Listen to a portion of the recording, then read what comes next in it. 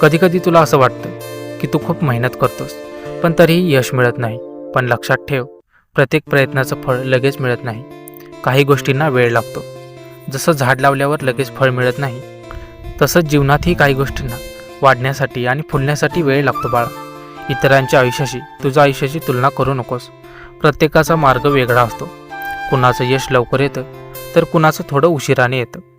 पण जे उशिरा मिळतं ते बहुतेक वेळा अधिक टिकाऊ आणि मौल्यवान असतं. तू फक्त तुझं काम प्रामाणिकपणे करत राहा.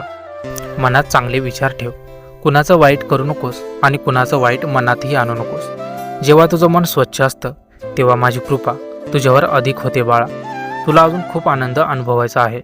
तुझ्या आयुष्यात असे क्षण येतील जेव्हा तू मागवळून पाहशील आणि म्हणशील, त्या कठीण दिवसांनीच मला मजबूत केलं. आज जरी परिस्थिती कठीण वाटत असली तरी उद्या तुझ्यासाठी नवी पहाट उगवणार आहे.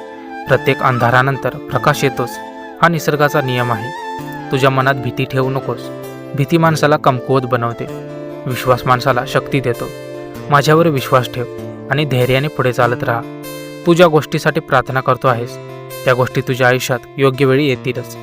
कधीकधी देव आपल्याला आपण मागितलेली गोष्ट लगेच देत नाही, कारण त्याच्याकडे आपल्यासाठी त्याहूनही चांगली गोष्ट असते.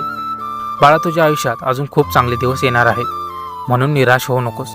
प्रत्येक दिवस हा एक नवीन संधी घेऊन येतो.